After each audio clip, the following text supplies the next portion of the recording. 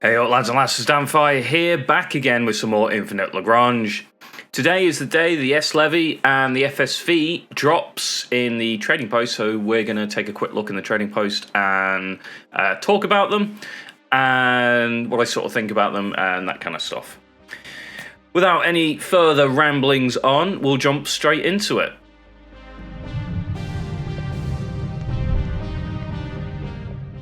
So here we are within the closest trading post I had. Unfortunately, don't have enough to actually just like flat out purchase the FSV, so that's going to have to be a video for another day where I play around with it and show you a bit of gameplay with it. But I can show you off the ships and stuff like that. So we'll start off with the Corvette because it's actually kind of interesting. So they're going to give you for your metal, crystal, deuterium and a little bit of UE coins, you can pick up one of these two Corvettes, with the last one costing Proxima. Do not buy this one. I have warned you previously and I'm warning you once again.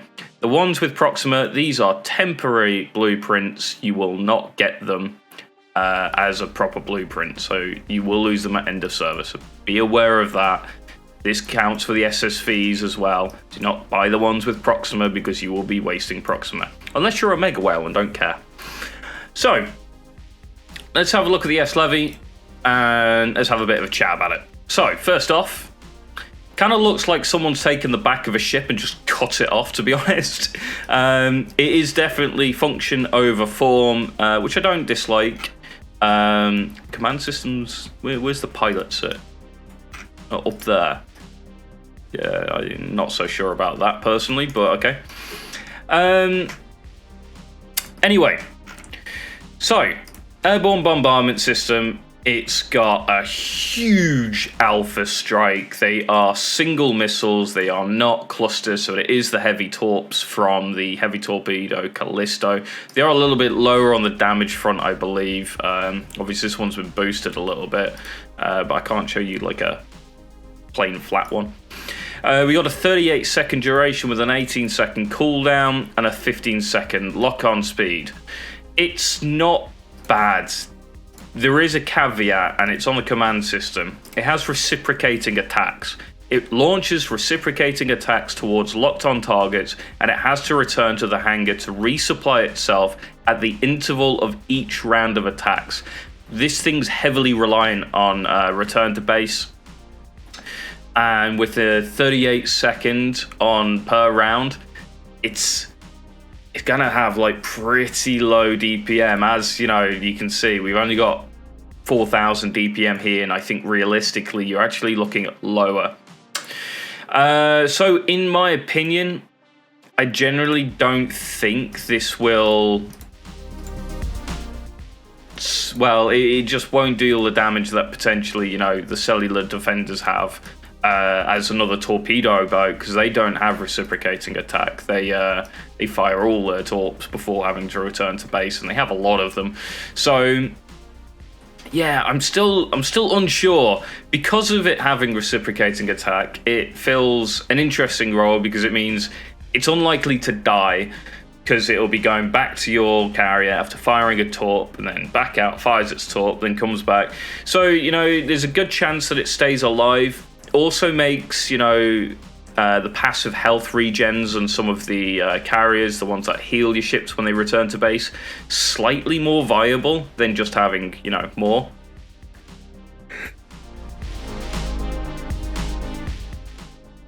So yeah, it's good. It's got huge damage potential. I can't see the enhancement systems here, but I have seen somebody linking this in my Discord. I didn't get any of these in any of the boxes, so there you go. There is no, you know, benefits to being a YouTuber for Infinite Lagrange. We don't get any extra special ship treatment or anything like that. I bought all 10 boxes of each type and got nothing. Well, I got a Jaeger out of it, I guess, but... So it has an interesting enhancement or strategy where it ignores armor, more or less, for the first 3 attacks it does, which is actually quite a lot of potential damage. So yeah, it's definitely not bad. I think it might be in the B tiers, maybe A tier. It's probably in the A tiers, to be honest. It's probably better than, say, like Red Beasts and stuff like that. So yeah, I'd probably put it in A tier. It's definitely not S tier though. Again, this is without testing. This is my thoughts just looking at the blueprint here. So we're going to go down, we're going to have a look through all of these because these have got modules because it is a super cap, so we can sort of see what the module changes are. Again, do not purchase the ones that cost Proxima. I've warned you like multiple times now. If I see comments down below, I will just laugh at you. So, FSV 830, the combat support ship. It looks awesome, which is fantastic. The artist's interpretation, and you got all the artwork and stuff. Great, looks fantastic in there. But it never sometimes translates too well in games because, the polygon locks and stuff like that. But I think this is a fantastic looking ship. It's very industrial looking. I love the asymmetry of it. I love asymmetrical ships in general. So yeah, it does look really, really cool. Even quite like the little cargo for the modules and stuff. So yeah, it's decent. Base stats with 90 armor. 160,000 HP, 2,800 warp speed, and 560 cruise speed. Wait, 560? That's faster than the CV3K, isn't it? Sorry, we're just going to check this really quick. That is faster than the CV3K. Yes. Holy... Okay, that's fantastic. So, thankfully, it's not a very slow ship. Because that would suck, because you have to have these within the fleet to actually work, so that's actually really, really good. So yeah, about the same as a CV3K in terms of tank and all that good stuff. We have a look up in our eye and stuff. We got a nice bit of lore there. I'll let you guys read through that to keep this video a touch shorter. It is back row. It has maintenance as a thing, which is I think's new. I don't believe we have maintenance on series supports and stuff. I don't think they call it maintenance anyway. We also have post-battle repair and support, the primary auxiliary ship that provides the fleet with real-time repairs and buffs. So definitely pretty interesting. So let's go through all its systems, and then we'll go look at the changes between the variants that they are offering within the trade hub, and we'll see if we can sort of work out what each system is. So its main system is this integrated support platform that includes the large docking jetty, so this will be M1, and it has generic cannons which are anti-air. I expect these will do absolutely nothing. Can counterattack the enemy aerial targets that invade the position where the ship is located. That means it should be able to attack anything in back row. So yeah, maybe it'll work. We'll see. The warning and control system. So you have the bridge in here, which doesn't seem to do anything, and you have the situational awareness system. Reduce hit rate from torps twice. I have a feeling one of these was meant to be reduce hit rates from missiles and the other one's torps, and there's a mistake here from the devs. I will be asking them that question. But yeah, reduces the chance of back row ships in the fleet being hit by missiles by 8%. That is absolutely fantastic. I can't see the enhancement systems, but I'm going to veer towards safety here and say they do the same thing. So there's a potential here that you might be able to get your dodge rate on all of your back row ships up to like maybe 20% against torps, which is awesome. That's actually a really, really useful support skill. This alone makes me want to run it, let alone in this case, we have the frigate production here. Provides self-hold command points for the auxiliary ship by 60. That means this can have 60 CP worth of frigates. That's 10 rubies or 10 Xeno. I think they're 6 CP each. So yeah, that's really, really solid. Again, can't look at enhancement systems. I'll have to try and get hold of it, or I don't know if you can if you purchase it, if I can see the enhancement systems then. Find that one out when I finally able to afford the UE coins to buy one of these. So yeah, really, really cool. Again, generic arrow to large docking bay. The warning control system giving back row buffs, which is pretty awesome. Anything special on the engines? Nope, nada. And anything on the armor systems? It comes with a base 15% energy shield and the 90 armor and 160 HP. It's got some ability to tank for certain. Obviously, this will be upgradable as well. You probably get about 30% energy resistance, as I want to say. Maybe around 140 on the armor. So a little bit lower on the armor compared to most of the super caps, but the HP's up there, so you know it's definitely going to be sticking around a while. It's going to be difficult to take out quickly. And only costs 40 CP, which is pretty reasonable. You can run that in a fleet. That's 4, what?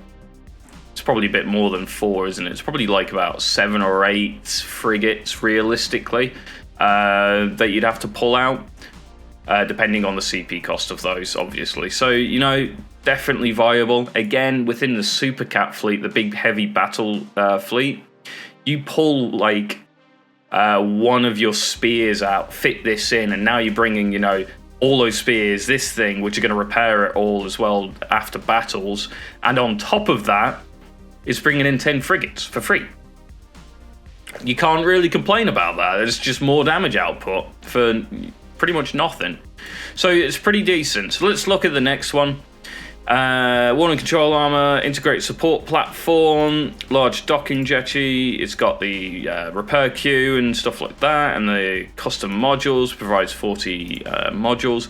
I wonder if that means you're limited to only having, by the way, only having 40 tech points within, or something of that variety, or if this is something to do with being able to construct them. So this is the ability to hold repair modules. We'll have to see about that. This one ditches the frigate for Corvette, allowing you to build Corvettes. So that's interesting. Does that mean it's lost its... Still got the large docking jetty. So has it lost the ability to produce frigates? Yes. Yeah, the frigate production system is separate. And this still has a large docking jetty. Yeah, okay, so M1 and 2, I'm guessing this is A1 maybe? We have the frigates, the Corvettes. What have you got? Frigates. Frigates. Fighters. Okay, so here you go. Chances are A1 is frigate production, Corvette production, fighter production. Choose one of them and it can produce those. Depending on the fleet that you put this in will depend on what you really want there. Obviously, at base, it's only going to be useful in your frigate destroyer fleets. And even then, because mostly swarm fleets, I don't know how useful that will really be. Because you might want Corvette, say, if you're running it with solar whales and things like that instead. Let's go back to this one. Any extra modules? It doesn't look like it, so we will skip through that one. We'll have a look at the next one. The next one, again, it's back to frigate production. Anything on the integrated platform? Nope. Large docking jetty, still there. One on control systems, nothing's changed there.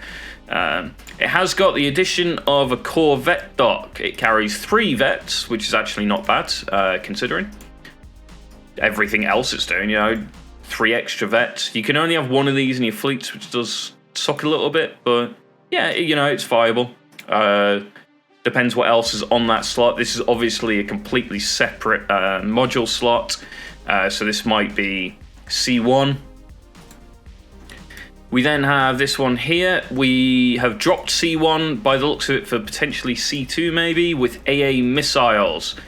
It can provide anti-aircraft support to same row friendly ships. That's actually really good as well. If it works, 98 damage per hit. We've got double accuracy upgrades here, so this could work in AA on your back row, and if it does, it could be a good counter. We have lost the warning and control system. We have the coordinated system here.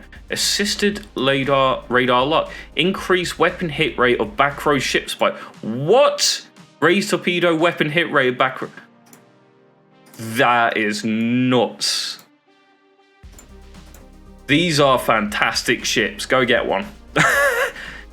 The passive buffs to your back row at 40 CP, plus the ability to repair and everything like that, these are very much worth running in a fleet.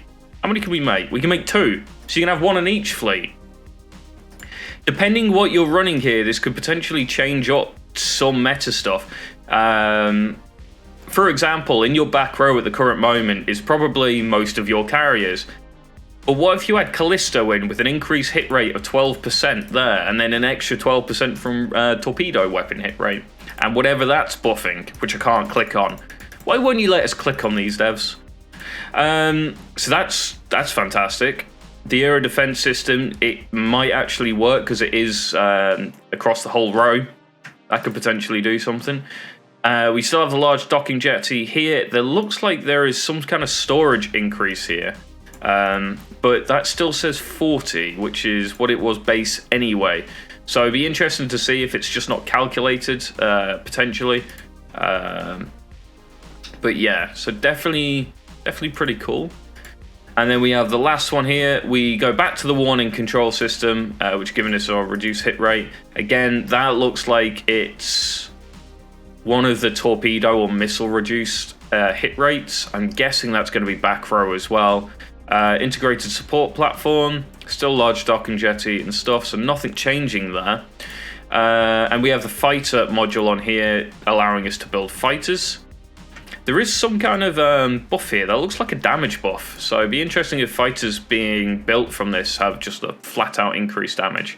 We also have the aircraft system on this, carry 2 medium fighters. So you can carry 3 Corvettes or 2 medium fighters. That doesn't seem right to me. Corvettes are much, much bigger than fighters, realistically anyway. So that feels like it should be 4 medium fighters to me to make it even with 3 vets, but I'm sure the devs have potentially balanced this and hopefully tested it. Just to note as well, this cruising speed's gone up to 728 with this additional cruising speed modules here. 728. This puts it almost as fast enough to go into the 850 fleets, which is what I run, which is kind of surprising. Actually, would I take the 130 loss to run that? I probably would. To have one of these in my frigate destroyer fleets, rebuilding frigates all the time? Yeah, I don't see why I wouldn't do that. So yeah, FSV, this is just a quick look. I will be trying to buy one, hopefully by tonight, tomorrow. Again, didn't get one for boxes, so I'm going to have to wait for another 150,000 UE coins to pick this up, and then I will have one out and I will do a bit of gameplay and analysis as well then. Hopefully this will tide you over till then. Otherwise, again, last warning. Don't buy the ones with Proxima because they are temporary. You do not get a blueprint for them, and you will lose them at the end of server. If it doesn't get blown up anyway. I'm guessing you lose it if it gets blown up anyway. Have a good one, guys. Thank you for watching. Don't forget to like, comment, and subscribe, and I'll catch you next time.